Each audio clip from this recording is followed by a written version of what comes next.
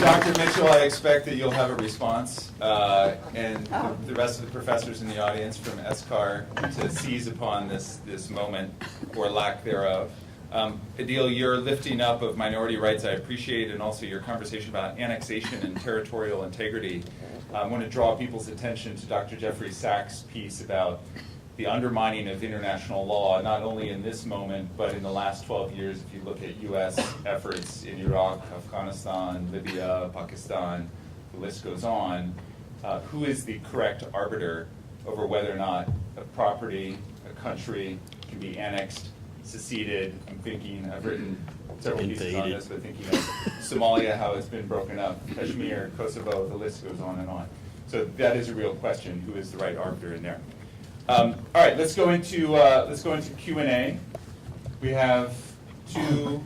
Thank you both for making the rounds. I also want to lift up the energy.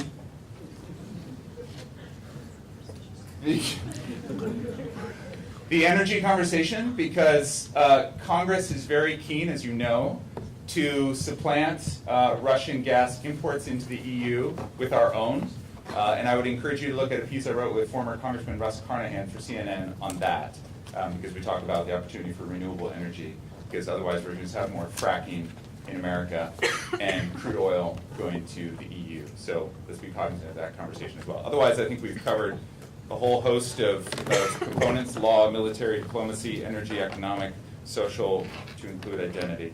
So I want to make sure we have those streams going forward. Yes? So much. It is. Directly into it. Perfect. I'm very sorry, Michael. I would like let me make my comments, not a question. Wonderful panel. I'm Ukrainian American. I'm original from Ukraine. I'm a adjunct professor at George Mason University. I teach art history and usually teach Russian and Ukrainian art. And I came today. I was, very much looking forward. And Ukraine has a lot of problems, as you know. I do want a question. No, I'm sorry. Is it possible? Please allow me to do this sure. comment, and I want to stop here. Ukraine has a lot of problems. One of the main problems that Ukraine represented sometimes by wrong people. It's an amazing panel, but I listened to Professor Krostelina, and I had impression like I was looking to Russian propaganda, looking at one of the most conservative Russian channels. If you notice, Ideal said that during the referendum, only 32 of 34% voted for referendum. Professor Korostelina insists, like Russian propaganda, that it's over 80% or 90%. She did so many mistakes. I cannot imagine how she can teach in such important courses. She, for instance, says that Russian Orthodoxy started in Crimea. It was not she's not clearly Ukrainian. She doesn't know Ukrainian history. Russian history presents it. Because it was not Russian Orthodoxy in 12th century, in the 10th century, when Orthodoxy was introduced. It was even Rus Orthodoxy. Automatically it was Ukrainian Orthodoxy. Then she said that I was watching Ambassador and he was shaking his head and I was shaking my head. Because she's telling that Russians in Ukraine are demonized. I'm sorry. This is lie. This is a typical Russian propaganda. This is not true. Okay, so as moderator, no, please, as moderator, last comment. I want to move the Q&A. Okay, and then she's saying that only 50% for integration to European Union. I don't know where she took that statistic. This is absolutely wrong. Overwhelming majority. Depends on which poll, 80, at least 70% for integration. So I'm very disappointed in you. I was looking forward to meeting, and sorry for my long comments. But I think George Mason University should make changes, and Ukraine needs to be presented by people who knows Ukraine, not people who just promote Russian propaganda. I'm sorry, Karina. I'm absolutely disappointed. I thank you. You can do that. Okay, so I'm going to use this as an opportunity to illustrate that this is sticky stuff. The fact that the ambassador runs the Center for Complex Operations mirrors back how complex this issue is. I do want us to spend the rest of our time together moving forward, not discerning which of the percentages are fact or fiction, because I know we could spend a lot of time debating whether or not 80 to 90% of Crimea was pro-Russian or not pro-Russian. I do want us to spend this time, we've got 35 minutes, thinking about ways to move forward, not necessarily as ambitious as a win-win, to the Colonel's point, though I support him talking about that. Building empathy would be a great start, but also creating mechanisms for continued either political diplomacy or economic diplomacy, per my Siemens comment, or finding the right arbiter to talk about international law and who contravenes international law and who doesn't, and who gets to say that you should. Let's take 2 or 3 questions at a time for the panel, and then I'll turn it over to the panel to answer those questions. I see one hand there. And who else? Another question? I do want them to be questions. We do have time during reception to talk to the panelists and to each other about facts. I want to acknowledge that. And these 2 questions right here. The back. Okay, great, thank you. And, can you stand up, please? And just a quick intro, just your name. Rich Johnson, I'm at the National Defense University. I feel very close to the panel because my wife is a Crimean Tatar. I'm an Army colonel, and I've had Ambassador Herbst to instruct me on my course. So then we're going to have to meet later because I'd like to congratulate you on having a very high quality and interesting panel, and it's always good to have a little controversy thrown in as well. I totally agree. So, my question is about the hard power, soft power aspect, because you've heard debates about that. I would like to just get a sense from each of the 4 panelists. Do you think that credible deterrent steps should be taken and or increased by the U.S. and NATO? Is that going to be productive or counterproductive in the current situation? Great, let's take the remaining 2 questions. Yes, my name is Catherine Moses. I'm a graduate student at Georgetown University, and I had a question about the paratroopers that the U.S. recently sent to Poland and the Baltics, and how that plays into either an escalation of, in a military sense, or just to reassure Ukraine's neighbors, etc. Great, thank you. Last question. My name is David Eunice. I'm a graduate student at ESCAR. My question is about the aid money that the EU and the U.S. are going to pony up to help rebuild Ukraine's infrastructure and make it a functional democracy. The number seems to be 16 billion plus some tens of billions that have been recently handed over. Do you think this is enough? And if not, how much more money is it going to take to get Ukraine to a place where it won't be subject to this sort of issue? Okay, so we've got NATO, paratroopers, and aid. Thank you for those 3 questions. Who wants to take a first shot at that? Anyone? I'll take a shot at the one that I have some expertise in. One of the questions I was asked yesterday, and I think it came as much sincerity as the young man could muster. I say young man, he's probably 40, but I'm 70, so he's a young man. He was from Warsaw, and he simply looked me in the eye, and beside his German colleague, he said, will NATO stand by Poland? And I said, absolutely. Absolutely. But it's not going to war over Ukraine. Troops in Poland are defending Poland as a member of NATO. But they're not going to fight in Ukraine. Now, tomorrow morning, all that can change. But that's the calculus right now, I think. And I think it's a good one, in conjunction with sanctions and so forth. We're also flying combat patrols 24/7 along Latvia, Estonia, Lithuania, we being NATO. You could say those are provocative, but that's NATO. And it shouldn't be provocative because it is NATO. If they were flying those patrols over Ukraine, I would say they would be very provocative. With due respect to the center which is sponsoring this event, this crisis is very much a hard power crisis. And it's a hard power crisis precisely because Russia has failed on soft power in Ukraine, despite gargantuan efforts. When I arrived in Kyiv in 2003, the most popular politician in Ukraine was Vladimir Putin. By the time I left in 2006, after Mr. Putin's ham-handed intervention during the Orange Revolution, he was no longer popular in the center of Ukraine. He was never popular in the west of Ukraine. He was popular in 2003 in the center, but his policies, which were clearly to help a fraudulent election proceed, earned him unpopularity in the center. And as a result of his policies over the past 4 months, he's now unpopular also in the east.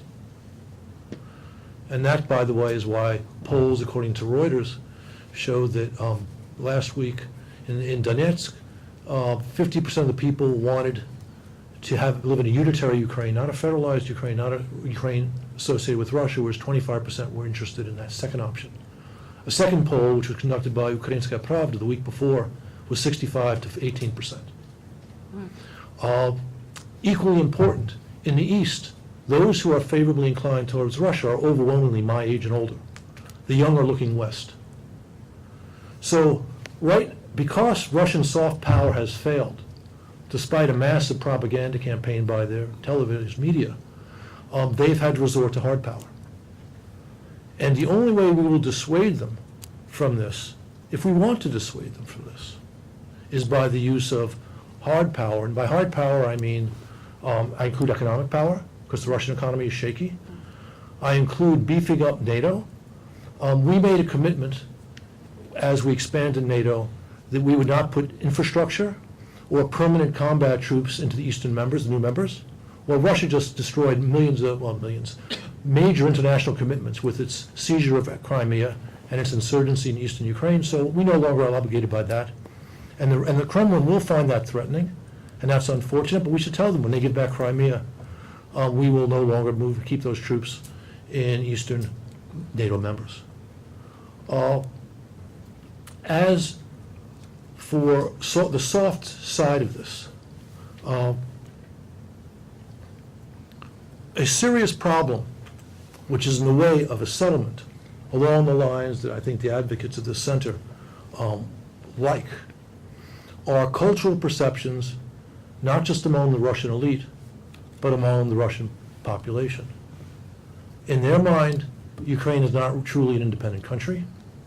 Ukrainians are Russia's little brothers, and only admirable and honorable in that role.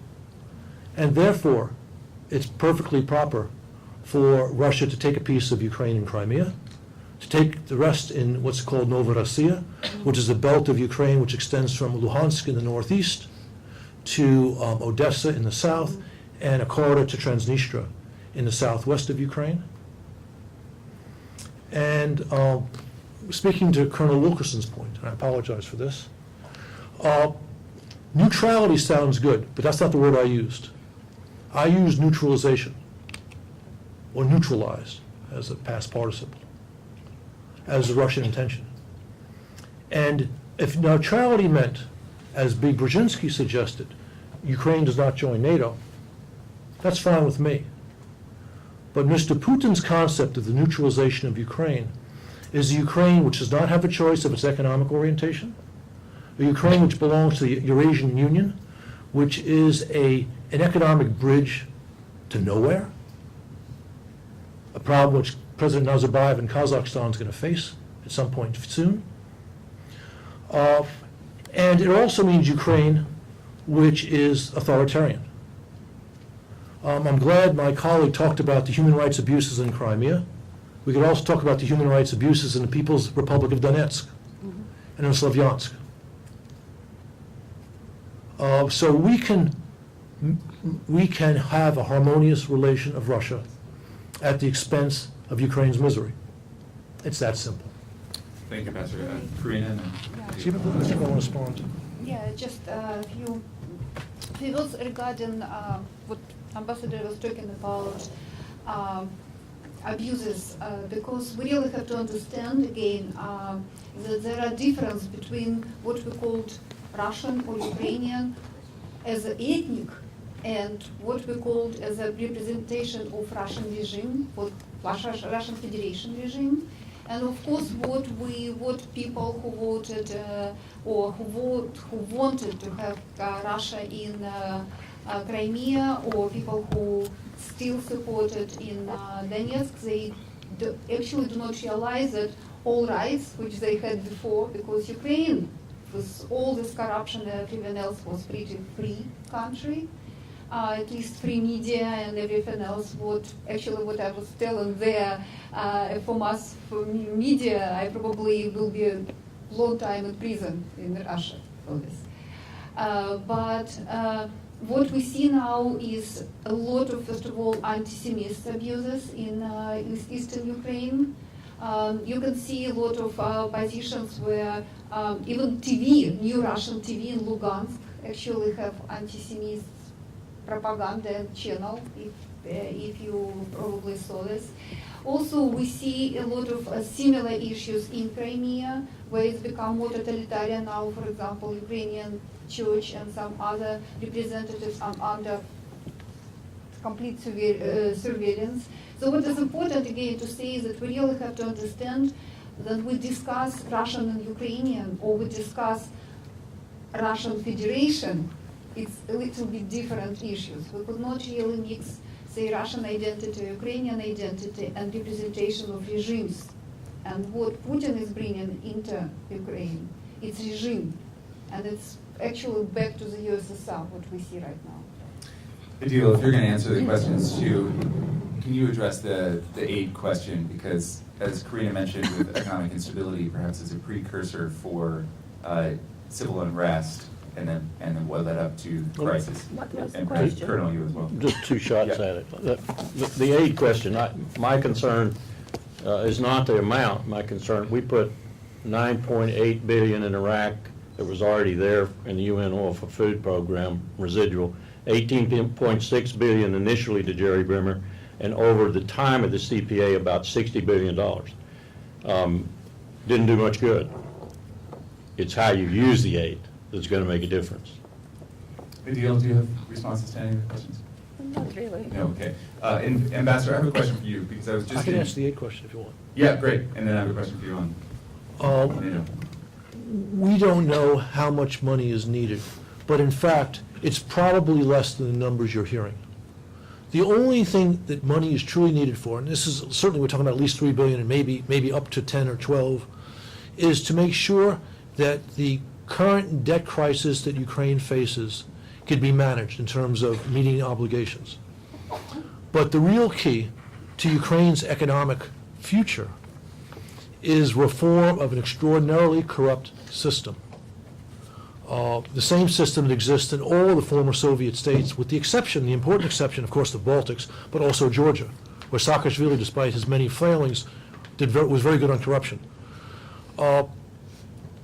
If the current provisional government in Kyiv, led by Prime Minister Yatsenyuk, who's a smart man and a decent man, understands what needs to be done.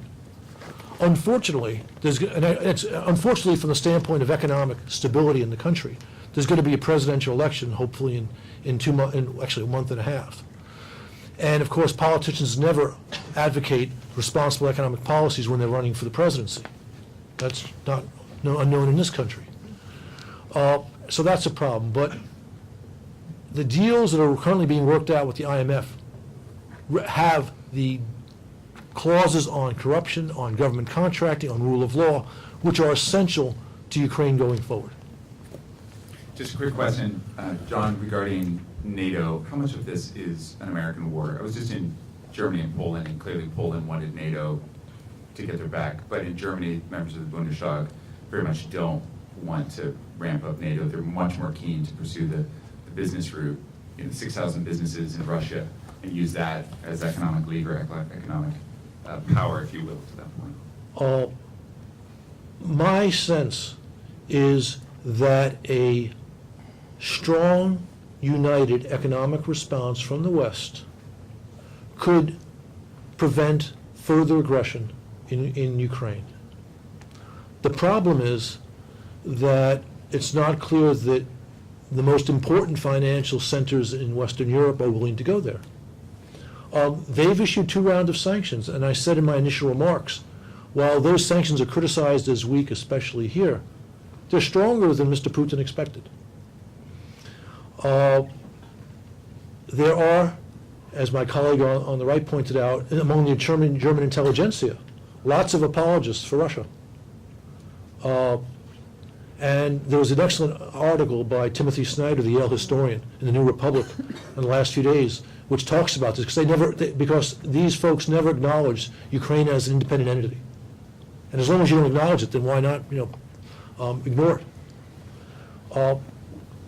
But my sense, and I'm no longer in the government. Well, technically I am, but I'm no longer in the foreign. I'm no longer reading the secret traffic. My sense from looking at what's happening in Germany is Chancellor Merkel basically wants to go along with President Obama on this. She's working this within not an easy political environment. And I understand that there will be a third round of European sanctions if the insurgency continues. I mean, we'll see, but this is what I've been told. But again, if you had strong sanctions, including from the EU, I think that this would give Mr. Putin very serious pause. Okay, thank you. Let's take a few more questions. Let me just say, I don't disagree with what the ambassador said about sanctions. In fact, I wish they were tougher, quicker. But let's don't put all the blame on Germany. There's some boys in Texas that are putting a lot of pressure on the White House too. Really? Yes, oil boys who have big deals in Russia, and they don't want pressure put on Putin. As they say, Nietzsche only plays the Great, let's take a few more questions. Here, the two here, and then third over here. This event is co-sponsored by the Student Association. I was reading about events in Ukraine over Easter where there were students from Eastern Ukraine went to Western Ukraine, spend the weekend with students there. Does anybody have any advice to the students on how they can perform conflict analysis and resolution? Great question, thank you. The microphone to the ambassador here. And then we'll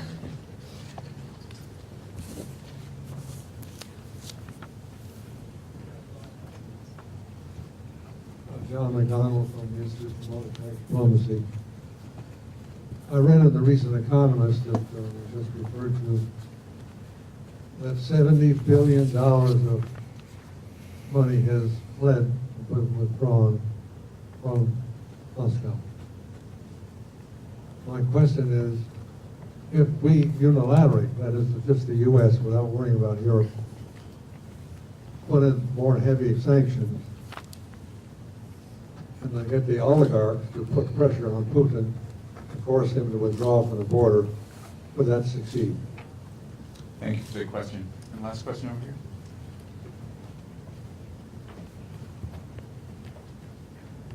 I don't know if my voice will work. Okay, it does.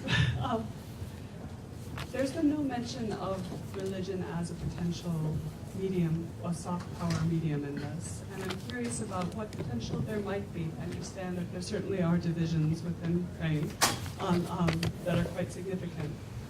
But are there any potential ecumenical forums where corruption or other common challenges might be addressed? And have they been tried before? Great, thank you for that question. So we've got students, oligarchs, and religious groups. Very wonderful question about students, because actually before the all events, there were a lot of exchange of students who were supported by different foundations, exchange of students between East and West. People were spending not only nights, and what I really believe in, I taught last 9 months last year, I taught in the Kiev-Mohyla Academy, and students there are really very liberal. I can see the young population which really go beyond just ethnicity, because we see examples even here that this primordial connection with particular ethnicity provides hate and hate speeches. But more and more people in Ukraine, what really make me happy, really become more liberal and understanding that citizenship really provides them equal rights, independent of their ethnicity is or where their religion is.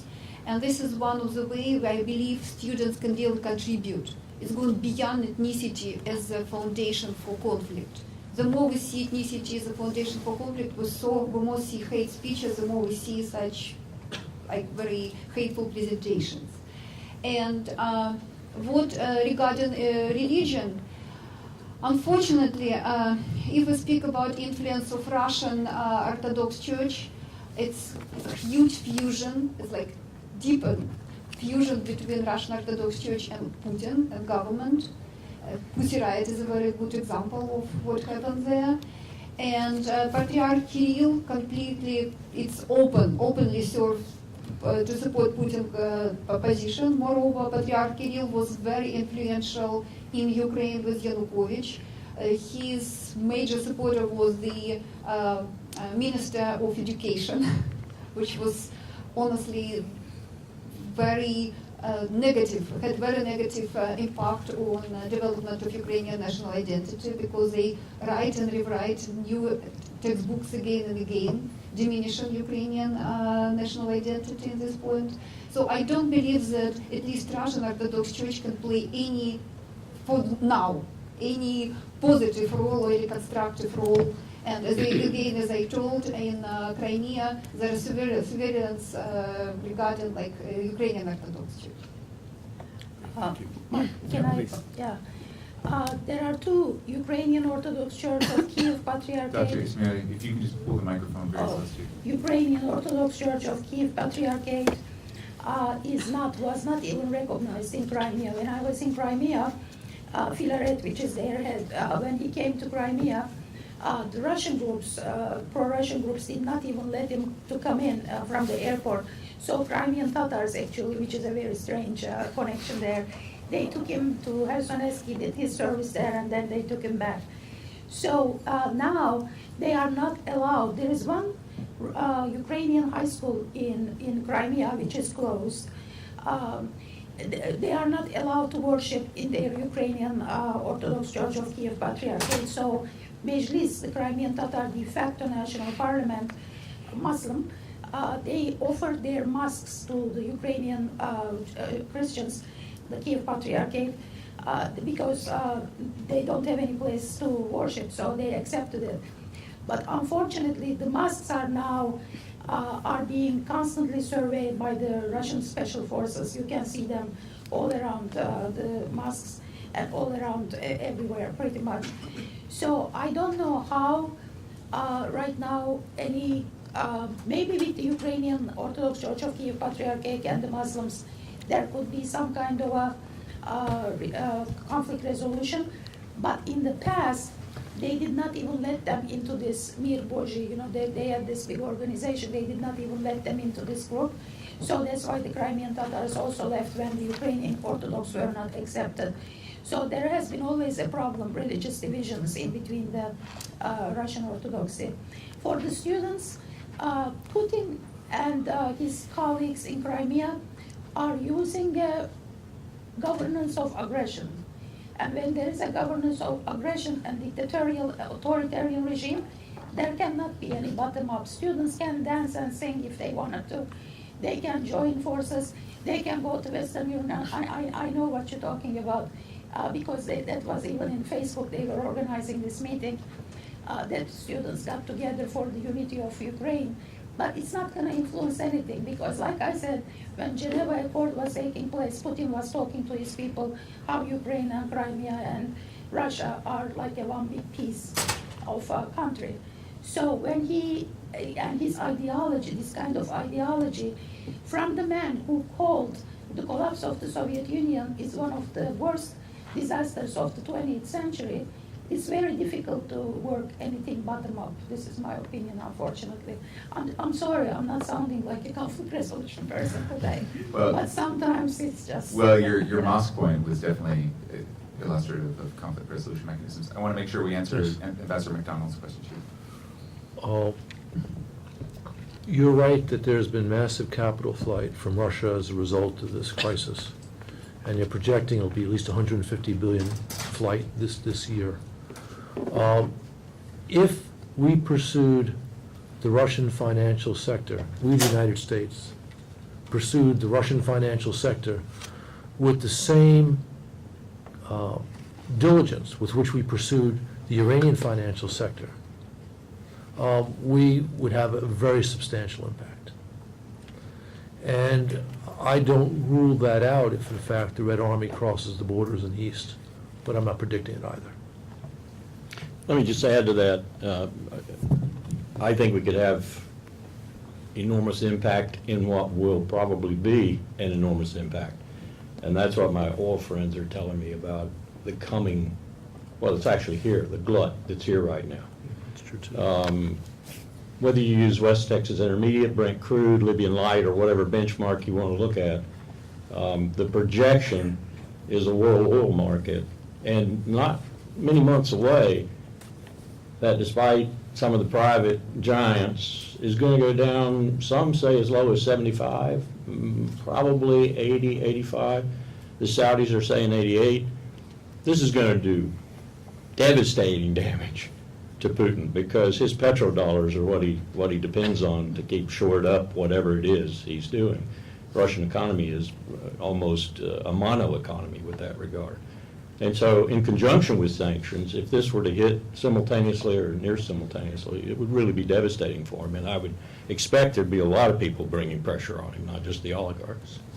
Okay, we've got 5 or 10 more minutes for a few more questions. Let's take these 3 here, and then I'll make sure it comes. So the gentleman in the back, Dr. Sandoli, and then you. Yeah, Ken Meyercord, WorldX.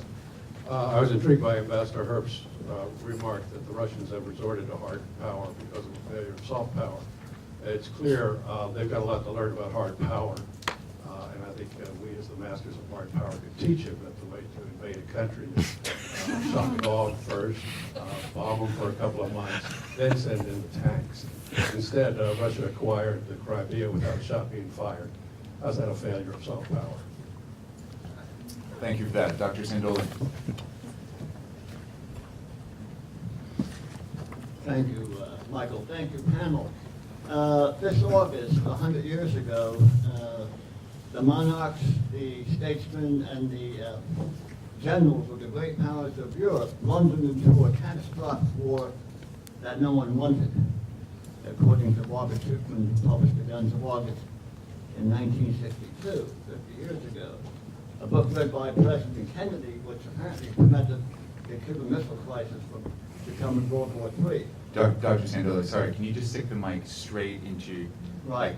Christopher, tilt it just a little bit. I want to make sure we're catching everything you said. Christopher Clark of Cambridge University this year published a brand new book on the outbreak of World War I called Sleepwalking into Europe. And he was at CSIS a couple days ago, or last week, and he argued that the great powers of the world, including the Americans, are once again sleepwalking into a catastrophic global war. Was very paranoid, Mr. Putin, who economic sanctions against might tip the scales in such a way that he is provoked to respond militarily. And according to Christopher Clark of Cambridge University, the Ukraine is providing that opportunity, that trigger for a replay of the Great War of 100 years ago. And I'm just wondering to what extent our panel members feel that we are blundering once again into a catastrophic global war involving Russia and the West. Thank you very much. Great, thank you for that. And our last question right here, before we do another round. Hello, my name is Ellen Doldova. I'm from the Presidency, and thank you for the panel. I think my question would be tied to Dr. Solomon. Put that mic right. Yeah. Yep. Yeah.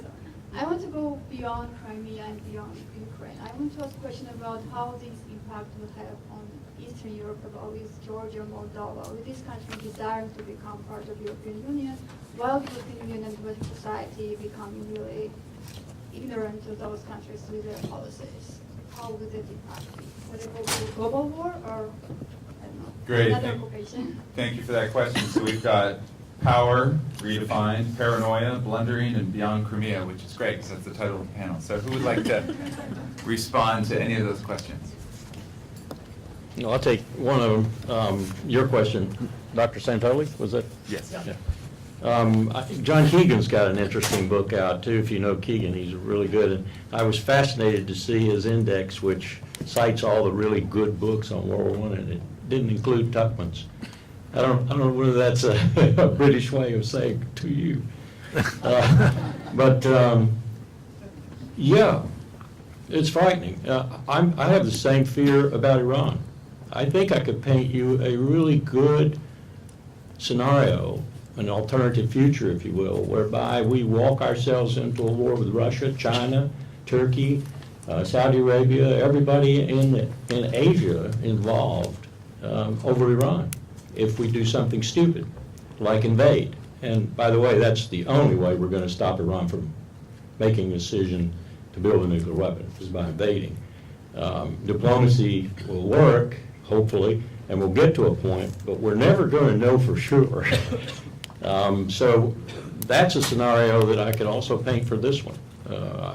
I think it's a little bit more stretched for this one, but then I didn't think we were going to be in a situation like this 6 months ago. So yeah, I agree with you. As a military man, this scares me. Thanks. I probably can go a little bit beyond Crimea and Ukraine issue. Again, as I started my presentation today, I believe there were so many I would not say mistake, but misactions of international community allowing Putin to keep Abkhazia and conducting, I think it's honestly, for me, it's bizarre to have Sochi Olympic game near Abkhazia. It's just giving him complete carte blanche to do whatever, having Prydnestrovia, having unresolved issue, again, as I told, of this issue connected with self-determination or sovereignty unresolved, when, in which particular case we can apply. Geneva Convention, the Geneva decision, which actually de facto told that Crimea is already Russian. Nobody demanded in Geneva decision to return Crimea back. For me, it's completely unacceptable. So what we see in with again taking situations in Georgia, taking situation in Prydnestrovia, taking situation in Ukraine, I believe that this would exactly this hard power what Putin is using now probably can provoke. I know that there are a lot of now threat and perceptions and discussion in Baltic states. What would be again there? And I think that situation in Ukraine is definitely going beyond the Crimea and Ukraine. It's threatening the whole stability and security in the whole region. Thank you. Yes. Regarding the first question, were you suggesting that Crimea was an example of soft power? Yeah. Well, the way in which Russia acquired it. Okay. All right, let me explain why I have a very different view of that. The narrative up until the little green men began to spread across the peninsula in Crimea was that you had a Russian majority there, and you had a sympathetic to Russia larger than simple majority in Crimea, and that therefore Russia would have a natural base of support for any efforts to take Crimea. But that's not how things turned out. And that's why they had to send the little green men. A poll was taken about 2 weeks before Russian troops fanned out across the peninsula. And in that poll, something like 34% of the respondents said they were in favor of either separation from Ukraine or annexation by Russia. And I think the Kremlin was smart enough to realize that there was some truth to that poll. Therefore, they had to use military force. It was very economical. There was no resistance. So in that sense, you could say it was an efficient military operation, and I would not disagree. But it was hard power, not soft power. And just to follow one more, because my point about hard and soft power was not just about Crimea, it was about the east of Ukraine. That level of finesse with hard power, and I would call it finesse, was insufficient to achieve the results Mr. Putin wants in East Ukraine. And that's why they've had to use, in fact, men not just with guns, but men shooting with those guns to achieve their objectives. Whereas in Crimea, they really didn't have to shoot. Yeah, can I just Other response, very quickly regarding Crimea, very quickly. I completely agree because actually the fleet in Crimea already had very strong support, army support. It was agreement between Russia and Ukraine that it's not just fleet there, but there were several places in Crimea. There were very strong army groups which were supporting fleet. And you didn't even have to bring army to Crimea. It started on Mondays, and they already taken control over airports, over, as grandfather Lenin told, over telegraph, telephone, and so all these issues. And only on Friday, 5 days later, people start realizing that they taken control. And control was taken, first of all, about television. It was propaganda there. And Crimea was completely taken by power. I completely agree. But they, as I told you, the same way as they use it in Ukraine, in eastern Ukraine, they use these loyalties, cultural loyalties, to, and exactly in every conflict who are most active are some extremist groups. This 20-30% who are most extremist, they supporting and showing, oh yes, we are so happy. But in reality, people realize that what's going on now in Crimea, it's returning back to totalitarian time of Soviet Union, which is awful. And moreover, what is important about Crimean situation is that, as I told, Russian propaganda show that it was the most important part for Russian identity. So that's why it's perceived as a soft power, because it was, oh, it's ours. And I told you, in my presentation, I explained why these three major issues were used by Russian propaganda to explain why Crimea organically should be Russian. So that's why this deception, which very powerfully used by Russian media, make a perception, right, that it was a soft power. In Russia. In Russia. In Yes, Russia, first, yeah. Lena, thank you. Dr. Ismaili, did you also have a Yes, response? well, I forgot to add something for the religious question. I knew I had it one. Archbishop Clement of Ukrainian Orthodox Church, he was vilified by the Russian counterpart, said that Russian priests actually, with armed supporters, had threatened to confiscate churches in at least 2 villages, and 16 priests, they had to escape to mainland. So that was something else. But just let me give you a very basic example of how is life in Crimea right now. For a Russian citizen or whatever, they get their Russian passports until the 18th of April, which passed. So now they automatically are going to be Russian citizens. This means that if you reject, for some reason, if you are a mother of sons and you don't want them to serve in the army, then you reject the Russian passport, right? But without the Russian passport, you cannot get a job, you cannot get health insurance or health anything. You cannot go to school, you cannot own anything, so what are you gonna do? Then you have to take the Russian passports. Then you go to a bank, they pay you in ruble, but the grocery store doesn't have ruble. So you have to go and wait on lines for like 6 hours to get the exchange. And then you go to the grocery store to buy a bread, so it takes like 6 hours. Who wants this? Only, like I said, 34%, maybe even less, people wanted to unify with Russia. That wasn't more than that. Plus, Ukrainian territorial integrity is very important. Like Karina was saying, in Geneva, and I agree with that, Crimea's name wasn't even mentioned. It's like, okay, it's done. It should not be like that, because if it is, then I was born in Turkey, and I would suggest Ottoman Empire should go and claim the Balkans. You know, why not? Nobody's doing anything. How about Mexicans? Hey, come on, Texas is waiting. Thank you. I can come with examples, right? Before I get a few more questions, the final round, Colonel, I want you to think about two things, because I'm keen to hear you flesh out the following. One, how to build empathy, and the path towards a win-win. Because my concern with more hard power is it's only going to escalate the situation, and frankly, it's only going to make Putin's popularity increase. But particularly to the former point, I see it only escalating, so I'm keen your thoughts, and if other folks want to add to that, building empathy and win-win. Since I took the 3 questions over here last time. Questions here? Great. 1, 2, and 3. Those will be our last questions. I'm Bob Kinman. I'm a student at the National War College.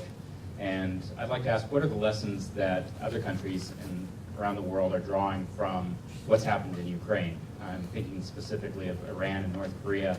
You know, Ukraine gave up its nuclear weapons in 1994 with a guarantee from the U.S. and Great Britain, and now look what's happened. And is that set back our efforts to get these countries to not develop nuclear weapons or to give up the ones they have when they see what's happened to Ukraine? Great question. Thank you. Let's take one back here before we go to Bobby. Yes, please, you.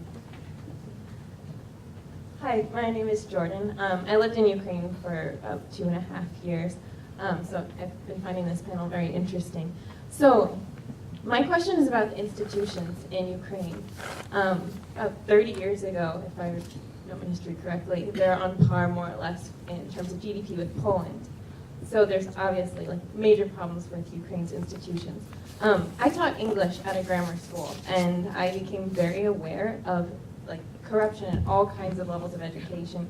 It's just all throughout the country.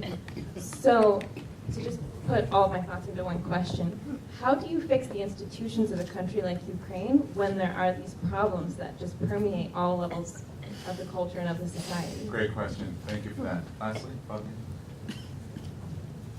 I read a kind of a murky article weeks ago about how Crimea was transferred to the Ukraine. I was wondering if there's anybody on the panel that had some actual factual knowledge of how the transfer actually occurred. Okay, good. So we've got lessons learned around the world from this, fixing institutions, and the history on the transfer. Let's deal with those 3, and then Colonel, you're going to wrap it up with empathy and a win-win. Let me take a shot at the very excellent question about nuclear proliferation and so forth. North Korea is a done deal. They're not going to give up their nuclear weapons, ever. When the regime collapses, which my friends in the South think it will eventually, and I happen to agree with them, of its own weight, basically, then maybe the South will take them. The South wants them. And then we'll have 70 million Koreans unified and a nuclear power, unless we're able to keep that from happening. Iran, I think, under Rouhani, and increasingly even some of the more hardline people like in the IRGC and so forth, I think they see a rapprochement with the United States as a very big thing for them. And we've got to be careful how we do this because some of these people are very antithetical to our interest. So I don't think Iran's going to be impacted. I do see a problem, though, with the dynamics. Just as I see a problem with the dynamics when Saudi Arabia, who I think has already contracted with Pakistan for 30, if Iran does get a nuclear weapon, Saudi Arabia will be nuclear right off the bat. And that country is in trouble right now, Saudi Arabia. So it's not a country I want to see get nuclear weapons. So your question is a good one. But I think you can't apply a template to any of these things. I think you have to look at the individual country, the circumstances and so forth, and probably again and again and again before you can say that it is going to have an impact or it isn't going to have an impact. And I don't think this will be the decisive element in any country's decision. Great. Someone like to take fixing institutions or the history of the transfer? Yeah, history of the transfer, it's during Soviet Union, actually, the dominance of Russian Federation was so strong. So Ukraine, actually, what we discussed with Ambassador, it's exactly, they still believe that Ukraine is half country, not real country. And that Khrushchev became Secretary General of Communist Party. Idea was to return on Crimea at this time was part of Russian Federation because it didn't have any land connection to Russian Federation. Decision was to transfer it to Ukraine, but in reality it didn't make any change because it still was under the complete control of Moscow. And only in 1991, after the end of Soviet Union, it's become more like really governed from Kiev.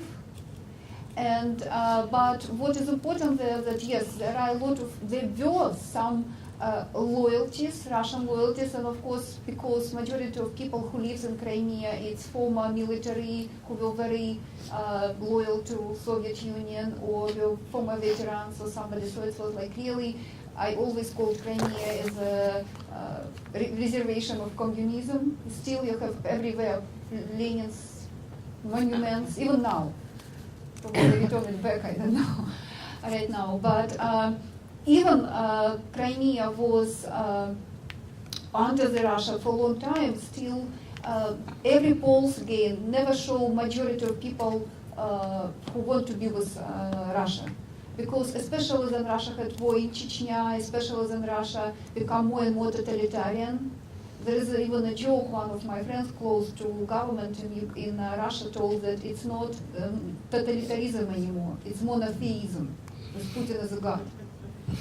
So, of course, people in Ukraine understand very well, even it was a lot of conflicts within ethnic and so on, they understand that being in totalitarian Russia is no best way. And again, but always, as always, the most extremist groups were used to show support for Russia and Ukraine. Great, thank you. Fixing institutions.